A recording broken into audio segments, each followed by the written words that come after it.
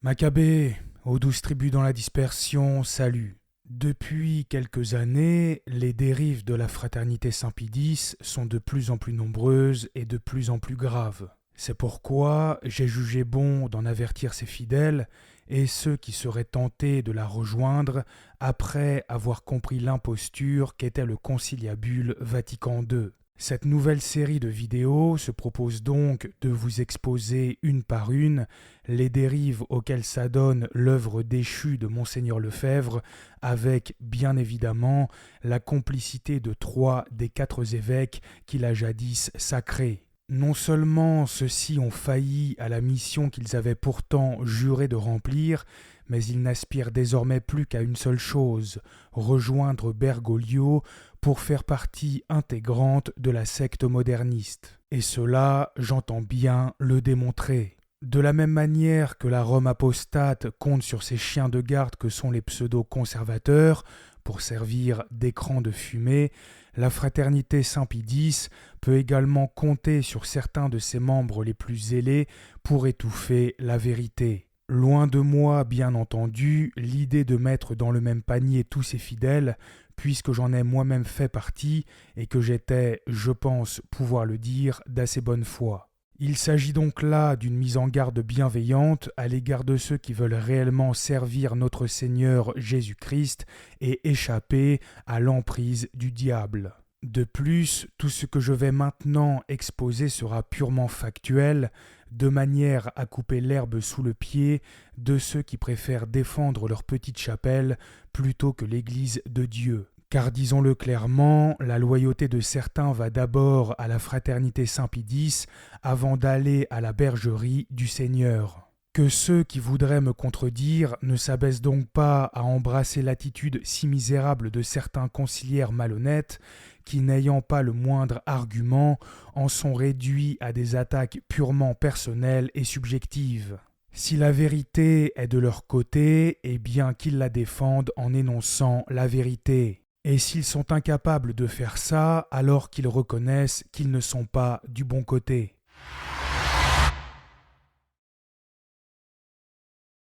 La première dérive dont je vais maintenant traiter est celle des faux prêtres de la fraternité Saint-Pie-X. Depuis que Paul VI a fait modifier le rite de consécration des évêques, et sans la moindre raison au demeurant, ce même rite est devenu absolument nul et vain. Cela signifie que ces évêques consacrés de manière invalide ne sont donc que de simples laïcs. Ils ne peuvent par conséquent pas faire de prêtres. C'est pourquoi tous ceux qui ont reçu le sacrement de l'ordre par l'imposition de leurs mains profanes n'ont en réalité rien reçu et ne sont pas des ministres de Dieu.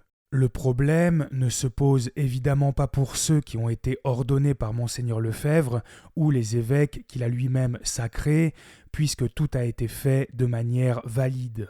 Hélas, au fil des ans, la fraternité Saint-Pie-X a accepté dans ses rangs de plus en plus de faux prêtres en provenance de la secte moderniste et sans même procéder à une réordination sous condition. Cela veut dire que ses propres fidèles ne peuvent même plus avoir la certitude que les sacrements qui leur sont dispensés sont des sacrements valides. Nous reviendrons sur ce point un peu plus tard. Pour le moment, écoutons Monsieur l'abbé Salnave, prêtre officiant sous la direction de Monseigneur Williamson et qui est, je le précise au passage, très hostile aux sédévacantistes. Et d'ailleurs, chose inquiétante, c'est que, par exemple, en Pologne, la fraternité Saint-Pie-X a intégré dans son activité pastorale 17 prêtres diocésains. Aucun parmi les 17 prêtres ont été réordonnés. Aucun. Alors certains, il y en a un qui l'a fait, qui a demandé à être réordonné, dont on lui a refusé. Donc il a demandé à Monseigneur Stopnicki, l'évêque sacré par Monseigneur Williamson, et il était exclu du coup de la fraternité Saint-Pie-X. Ça veut dire que la fraternité Saint-Pie-X accepte la validité des sacrements, spécialement du sacrement d'ordination, sans aucun problème. 16 faux prêtres polonais, en excluant le seul d'entre eux qui avait à cœur de ne prendre aucun risque, ont donc rejoint récemment la fraternité Saint-Pie-X et croyez-moi, ce ne sont pas les seuls. Avant d'expliquer toute l'étendue du problème, il est bon de rappeler que monseigneur Lefebvre lui-même doutait de la validité du sacrement de l'ordre moderniste. Écoutez-le vous-même pour en avoir le cœur net. Ah, c'est précisément parce que cette union voulue par ces catholiques libéraux, voulue entre l'Église et la Révolution et la subversion, est une union adultère de l'Église, adultère. Et de cette union adultère ne peut venir que des bâtards. Et qui sont ces bâtards? Ce sont nos rites. Le rite de la messe est un rite bâtard. Les sacrements sont des sacrements bâtards. Nous ne savons plus si ce sont des sacrements qui donnent la grâce ou qui ne la donnent pas. Nous ne savons plus si cette messe nous donne le corps et le sang de notre Seigneur Jésus-Christ ou s'il ne la donne pas. À en croire monseigneur Lefebvre, la fraternité Saint-Pie-X a donc intégré dans ses rangs des individus dont il n'était pas certain d'être de véritables prêtres, puisqu'ils avaient été ordonnés avec un rite bâtard dont on n'était même pas certain qu'il donne la grâce, c'est-à-dire qu'il soit valide. Écoutez encore cet extrait issu du même sermon. Nous devons prêcher l'Évangile, convertir les âmes à Jésus-Christ, et non pas dialoguer avec eux en essayant de prendre leurs principes. C'est ce qui nous a fait cette messe bâtarde et ces rites bâtards, parce qu'on a voulu dialoguer avec les protestants et que les protestants nous ont dit « Nous ne voulons pas de votre messe. Nous n'en voulons pas parce qu'elle comporte des choses qui sont incompatibles avec notre foi protestante. Alors changez cette messe et nous pourrons prier avec vous, nous pourrons faire des intercommunions.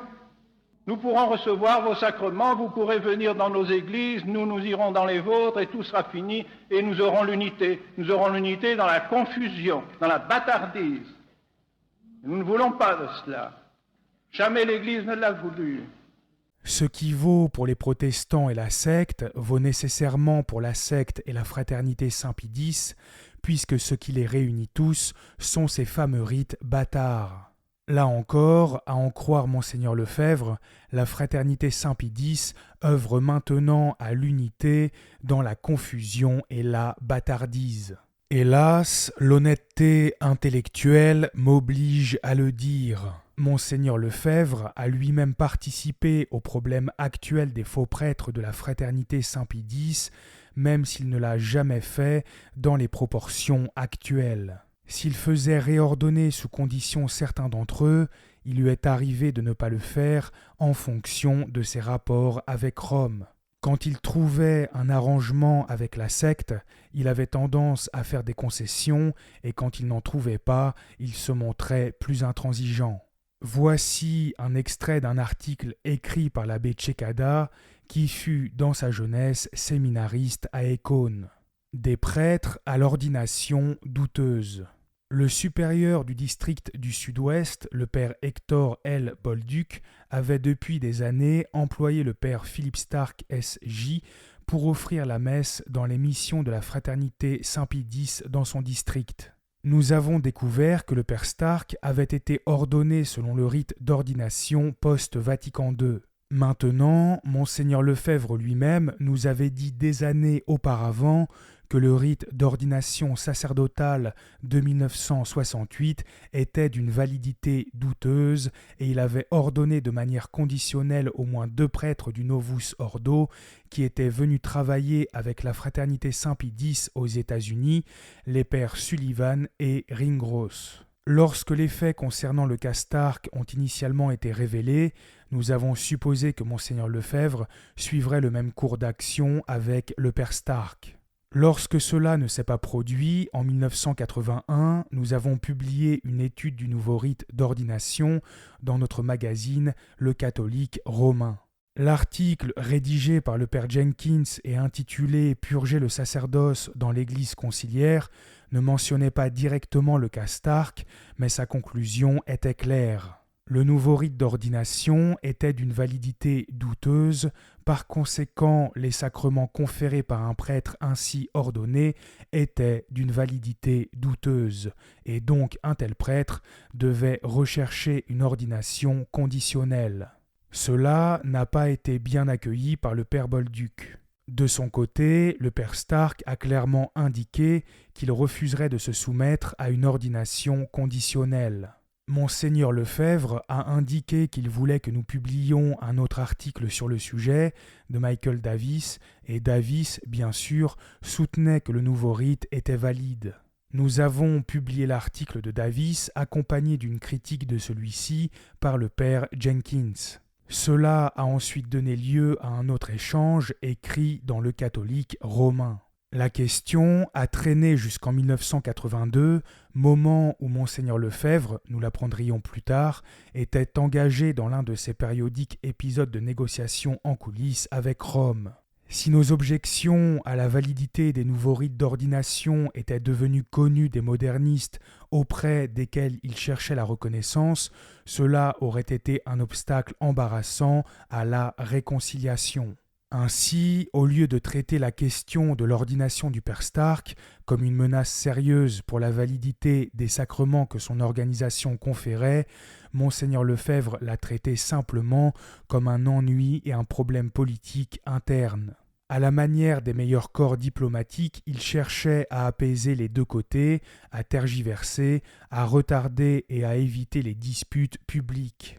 Le père Stark, entre-temps, voyageait à travers le pays pour offrir des messes et conférer des sacrements qui étaient douteux, voire invalides. En attendant, nous avions pris l'habitude de dire à nos paroissiens qui voyageaient dans le sud-ouest de ne pas fréquenter les chapelles où le père Stark officiait. Évidemment, cela ne pouvait pas durer très longtemps. Un des principaux objectifs de notre apostolat était de fournir aux fidèles catholiques des sacrements valides. Mais Monseigneur Lefebvre lui-même sanctionnait désormais la confération de sacrements douteux ou invalides sous l'égide de la Fraternité Saint-Pie X, l'organisation à laquelle nous appartenions. Et il le faisait essentiellement pour des considérations politiques basiques. Nous avons donc décidé que nous confronterions Monseigneur Lefebvre sur cette question une fois de plus, mais pour la dernière fois. À moins qu'il n'exige que le père Stark se soumette à une ordination conditionnelle et établisse cela comme politique pour tous les prêtres comme lui qui venaient travailler avec la société, nous en avions fini avec lui. En théologie, il existe un principe qui n'a jamais été respecté au sein de la fraternité Saint-Pie X. En matière de sacrement, il faut aller au plus sûr. Si un sacrement est douteux, on doit le tenir pour invalide par précaution. La raison à cela est on ne peut plus logique. On risquerait, dans le cas contraire, de mettre en danger le salut des âmes. Et cela, l'Église ne le permettrait jamais, car elle serait sinon complice de la damnation de beaucoup de chrétiens. Ajoutons à cela une petite anecdote intéressante. Dans le magazine Le sel de la terre, édité par les dominicains d'Avrier, l'abbé Murat de la fraternité Saint-Pie X émet des doutes sur la validité du sacre épiscopal de Ratzinger, dit Benoît XVI. Voyez par vous-même ce qu'il écrivait dans le numéro 5 de cette revue, paru en 1992, page 65. Il faut rappeler que le cardinal Ratzinger a été sacré en 1977, donc avec le rite nouveau. Or, il pèse sur ce nouveau rite des doutes, d'une part dans sa formule latine, d'autre part dans ses traductions vernaculaires, mais surtout dans les cérémonies concrètes d'ordination et de sacre, qui sont trop souvent gravement fantaisistes ou accompagnées de déclarations du consécrateur ou du consacré qui entraînent de légitimes inquiétudes sur l'intention nécessaire à la validité. Cette anecdote illustre parfaitement le fait que même au sein de la fraternité Saint-Pie X, le rite d'ordination moderniste a toujours fait débat. Ne croyez pas que l'abbé Murat soit une exception, ils sont plus d'un à se poser des questions. Comme quoi le doute est bel et bien avéré et suffisant pour ne prendre aucun risque. Mais hélas, la fraternité Saint-Pie X ne veut rien savoir, elle préfère faire la sourde oreille et mettre les âmes en danger pour des raisons purement politiques. Et pour ceux qui voudraient lire l'article de Rore Sanctifica, qui a d'ailleurs fait un incroyable travail sur ce sujet, je laisse le lien en description.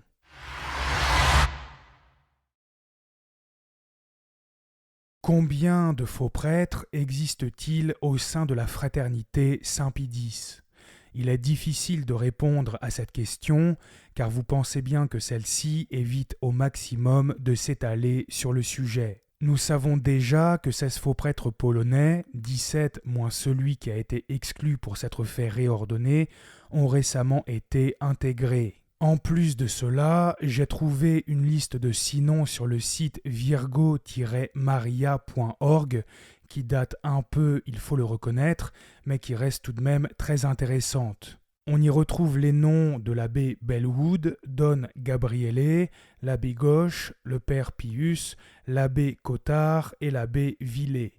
Le site virgo-maria.org indique encore des lieux où des faux prêtres auraient été installés. Information à prendre avec des pincettes donc, mais étant donné que ce site m'a l'air tout à fait sérieux, l'information peut, à mon sens, être considérée comme crédible. On remarque ensuite une liste de 3 noms supplémentaires, le père Bénédicte, le père Séraphime et l'abbé Janetti, qui ont été réordonnés. Ce qui prouve bien, encore une fois, que la fraternité Saint-Pie-X n'est elle-même pas si convaincue que ça, que le sacrement de l'ordre moderniste est bien capable de faire des prêtres. C'est proprement scandaleux qu'elle retourne ensuite sa veste pour s'acoquiner avec la secte.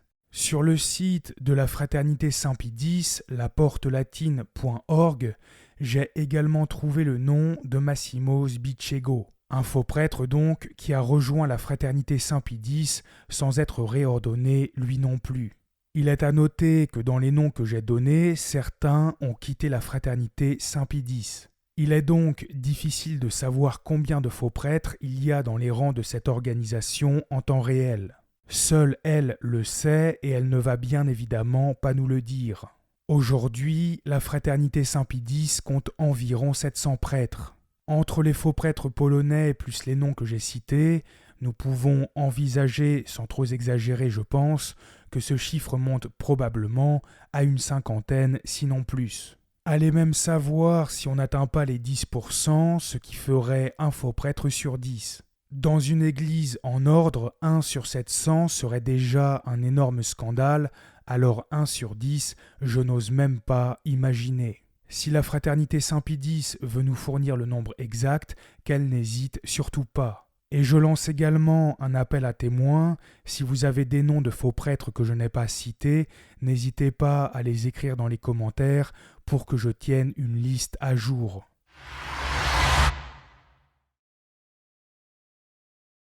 Prendre le risque de laisser sévir de faux prêtres est un comportement véritablement criminel, car en agissant de la sorte, la fraternité Saint-Pie-X met le salut des âmes en grand danger. Cela relève d'un acte de la plus haute trahison envers notre Seigneur Jésus-Christ et son Église. Rien que d'y penser, cela suscite chez moi le dégoût le plus total. Et cela se produit partout dans le monde où la fraternité Saint-Pie-X a pignon sur rue. Mais rendez-vous compte de l'ampleur des conséquences. Cela signifie qu'à moins de connaître la vie et l'histoire personnelle du prêtre qui officie, vous ne savez jamais si vous assistez réellement à une messe valide ou non. Peut-être êtes-vous en train d'adorer le corps du Christ, peut-être êtes-vous en train de commettre un acte d'idolâtrie sans le savoir. Et oui, vous n'y pensez peut-être pas, mais si l'hostie n'est pas validement consacrée, il ne s'agit que d'un bout de pain, et adorer autre chose que Dieu est un acte d'idolâtrie. Vous n'êtes pas nécessairement coupable d'un péché mortel si vous ne le savez pas, mais en tant que chrétien, l'idée de faire une telle chose devrait déjà vous révolter. Et il y a aussi un autre élément à prendre en compte. Ceux qui savent qu'il y a de faux prêtres à la fraternité Saint-Pie-X et qui prennent le risque d'adorer une hostie non consacrée, sont-ils exempts de péché devant Dieu ? Je vous laisse seul face à votre conscience pour répondre à cette question. Et je n'ai pas encore mentionné qu'en dehors de ce fait, la messe invalide à laquelle vous assistez potentiellement, n'étant pas une véritable messe, est incapable de produire la grâce. Vous ne recevez donc aucun bénéfice en assistant à cette parodie de culte organisée par la fraternité Saint-Pie-X. Mentionnons ensuite qu'un faux prêtre ne peut pas absoudre les péchés. Ceux qui sont en état de péché mortel, après avoir été confessés par un laïc en soutane, sont toujours en état de péché mortel. Le risque de damnation est donc bien réel. Si l'Église n'a jamais voulu prendre de risques avec des sacrements douteux, c'est précisément parce qu'elle n'a jamais voulu prendre le risque d'envoyer des âmes en enfer. Mais encore une fois, la fraternité Saint-Pie-X est tout à fait disposée à prendre un tel risque pour rentrer dans les bonnes grâces de la secte moderniste. Voulez-vous, de plus, confier le salut de vos proches à l'article de la mort à un homme ordonné dans le rite du Novus Ordo? Les mourants sont pourtant ceux qui sont le plus disposés à faire une bonne confession, car ils n'ont plus rien à perdre en ce bas monde j'entends. Or, s'ils tombent sur un faux prêtre et qu'ils ne sont pas en état de grâce avant de se confesser, ils iront très probablement en enfer, à moins d'un miracle, à cause de la fraternité Saint-Pie-X. N'oubliez pas non plus qu'un faux prêtre conciliaire ne peut pas administrer l'extrême-onction. Ils n'auront donc le dernier sacrement prévu par Dieu pour maximiser leurs chances de salut et favoriser positivement leur passage de l'autre côté. Et cela risque de vous arriver à vous-même quand vous serez sur votre lit de mort si vous restez à la fraternité Saint-Pie-X. Posez-vous la question, est-ce que vos évêques, fidèles de la fraternité Saint-Pie-X, seraient-ils prêts sur leur lit de mort à prendre un tel risque pour eux-mêmes, sachant qu'ils considéraient douteux le sacrement de l'ordre conciliaire ? À l'article de la mort, s'ils avaient le choix entre un prêtre qu'ils ont eux-mêmes ordonné et un conciliaire du Novus Ordo, qui choisiraient-ils à votre avis ? Considérez bien le fait que la fraternité Saint-Pie-X rejette encore les canonisations opérées après Vatican II. Elle ne veut pas prendre de risques avec les pseudo-saints de la secte, dont Paul VI fait partie, rappelons-le, mais elle n'a aucun problème à accepter un sacrement douteux dont les conséquences sont encore plus désastreuses. Bergoglio et ses sbires se fichent d'ailleurs un peu du fait que la fraternité Saint-Pie-X rejette les canonisations modernistes. Ils préféreraient bien sûr qu'elles s'y soumettent, mais le plus important pour eux est bien la reconnaissance du sacrement de l'ordre conciliaire. En effet, considérer que ces prêtres n'en sont pas reviendrait à lui infliger un coup décisif, et ce coup, la fraternité Saint-Pie-X n'a pas voulu lui porter. Après tout, elle est una cum et reconnaît Bergoglio comme son pape. Pourquoi voudrait-elle détruire sa propre religion ? Quand donc certains prétendent que la fraternité Saint-Pie-X combat la secte, il y a de quoi rire. Il ne s'agit là ni plus ni moins que d'une opposition contrôlée dont tous les régimes ont besoin. Et à force d'avoir de faux prêtres dans ses rangs, qui n'ont même pas la grâce nécessaire pour résister au diable, que croyez-vous que la fraternité Saint-Pie-X va devenir ? Soyez certains que ces faux prêtres défendront bec et ongle les sacrements conciliaires. Sinon, il leur faudrait admettre qu'ils ne sont pas prêtres, et quand on a passé une bonne partie de sa vie dans l'erreur, on n'a pas envie de l'admettre. C'est trop douloureux. Et s'ils défendent les sacrements conciliaires, que vont-ils encore défendre de plus ? Pourquoi pas Vatican II pendant qu'on y est ? En fait, pour tout vous dire, c'est déjà le cas, mais j'en parlerai dans une prochaine vidéo. La fraternité Saint-Pie-X a totalement fait naufrage et continue chaque jour qui passe de s'enfoncer. De toute façon, c'est très simple, son destin est de terminer dans l'humiliation la plus totale. Il n'y aura aucune gloire pour elle au jour du rétablissement de l'Église.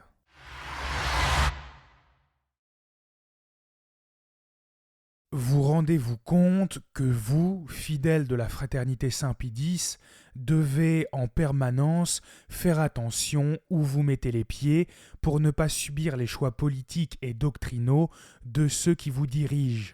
N'avez-vous pas envie de vous sentir en sécurité et de savoir que vous ne risquez rien ?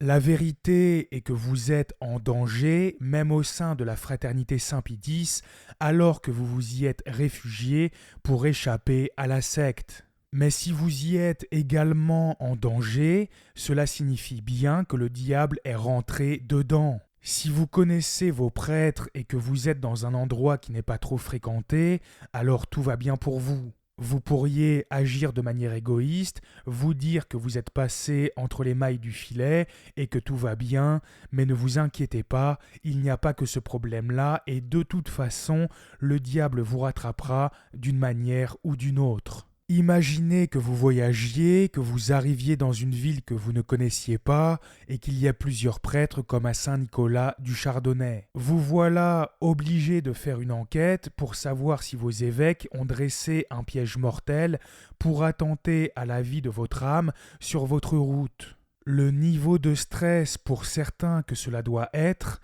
de se savoir encerclé par l'armée du diable. Pour ceux qui veulent étudier la question du sacrement de l'ordre conciliaire et comprendre pourquoi il est invalide, je vous suggère l'excellent livre édité par les éditions Les Stockades. L'équivoque vaincu par le magistère de l'invalidité du rite de consécration épiscopal montignien. Il explique et résume parfaitement le problème, en plus de réfuter parfaitement tous les tenants de la thèse opposée. N'hésitez donc pas à vous le procurer pour vous faire votre propre opinion. Et n'oubliez pas le plus important, c'est en devenant conciliant que l'on devient conciliaire.